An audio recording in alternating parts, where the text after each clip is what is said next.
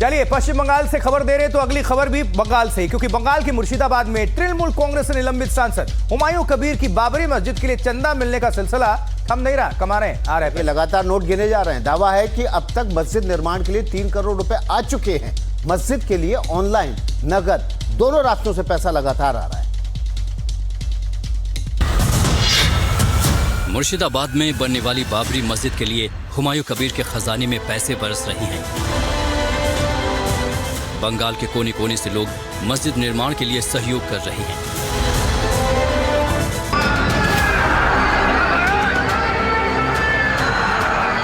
हुमायूं कबीर के सहयोगियों ने दावा किया है कि मस्जिद बनाने के लिए अब तक 3 करोड़ का चंदा आ चुका है और ये सिलसिला अब भी जारी है।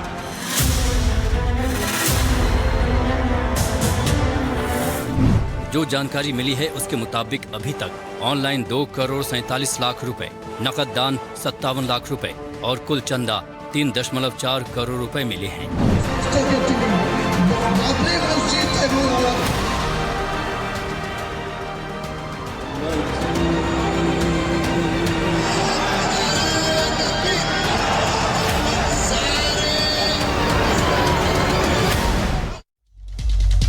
देखिए, हुमायूं कबीर 22 दिसंबर को अपनी पार्टी का ऐलान करने वाले हैं। अगले साल होने वाले विधानसभा चुनाव में वो ममता बनर्जी को चुनौती देंगे।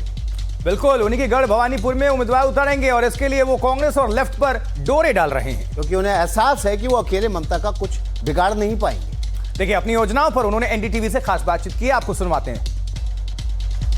बंगाल में ओवैसी का नया आउटलेट खोलने का सपना देख रहे हुमायूं कबीर को एआईएमआईएम ने टका सा जवाब दे दिया, तो अब वो कांग्रेस और लेफ्ट को सुनहरे ख्वाब दिखाने में जुट गए हैं। हुमायूं के एजेंडे में अब क्या है, उन्होंने इसका पूरा प्लान एनडीटीवी को बता दिया है। कांग्रेस और वाम दल जो विपक्ष के अहम किरदार है, क्या लगता है कि जरूरत पड़ने पर आप एकत्रित हो सकते हैं, इकट्ठा हो सकते हैं? देखिए, आज के दिन में ये तृणमूल कांग्रेस सत्ता में है, तो उनका हटाने को चाहिए, तो अकेला उनका हिम्मत है, उनका संख्या है, उनका परसेंटेज है, तो वो अकेला ही करने दीजिए।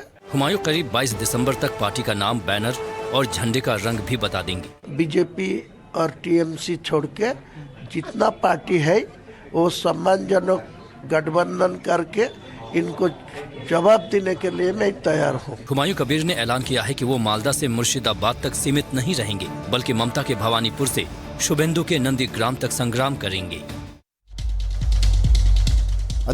हाँ, बिल्कुल आशुतोष, ये भी खबर पश्चिम बंगाल से ही है। बिल्कुल विकास, देखिए ममता बनर्जी की अब चर्चा कर लेते हैं, क्योंकि क्या ममता बनर्जी को पश्चिम बंगाल में 2 ओवैसी का सामना करना पड़ेगा? हुमायूं कबीर के हर दिन आ रहे बयानों से तो कुछ ऐसा ही महसूस हो रहा है। अब हुमायूं कबीर ने ओवैसी को लेकर एक और दावा कर दिया है। देखिए पूरी रिपोर्ट अभी। पश्चिम बंगाल की सीएम ममता बनर्जी अब एक नहीं 2 ओवैसी के बीच फंस गई हैं, क्योंकि हुमायूं कबीर ओवैसी को अपना बनाने के लिए बेचैन है। ये अलग बात है कि हुमायूं कबीर को असदुद्दीन ओवैसी मुंह नहीं लगा रहे हैं। हुमायूं ने पहले कहा कि बंगाल में वो ओवैसी के साथ मिलकर ममता को हराएंगे।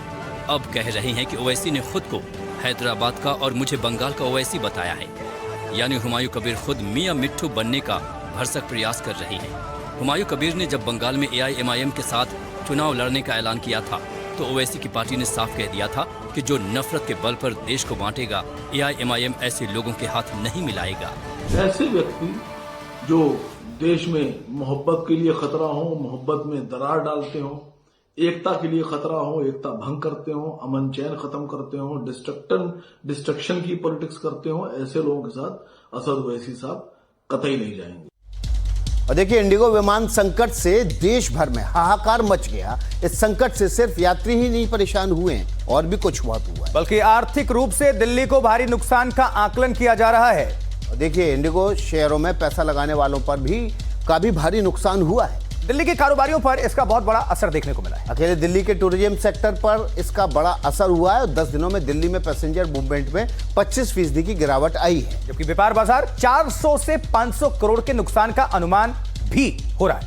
व्यापारियों की आवाजाही रुकी है, थोक और रिटेल हब प्रभावित हुए हैं। पर्यटन और होटल उद्योग को 300 से 500 करोड़ रुपए का नुकसान का अनुमान है। और इसके अलावा हजारों बुकिंग कैंसिल हो चुकी हैं। जैसे देखिए, अब क्रिसमस न्यू ईयर सीजन में झटका है। इवेंट्स और एग्जीबिशन जो होता है उसको लेकर 1500 से 200 करोड़ के नुकसान का आकलन है। और देखिए, इसका जो नुकसान है वो 50% से फेयर फुटफॉल का जो नुकसान हुआ है वो 50% से कम है। ट्रेड फेयर भी प्रभावित हुआ है। वेंडिंग इंडस्ट्री भी इससे प्रभावित हुई है। वेडिंग इंडस्ट्री जैसे 100 से 150 करोड़ के नुकसान का इसमें अनुमान है। डेस्टिनेशन वेडिंग में मेहमान ना पहुंचे, कैटरिंग ट्रांसपोर्ट को भी इससे नुकसान पहुंचा है।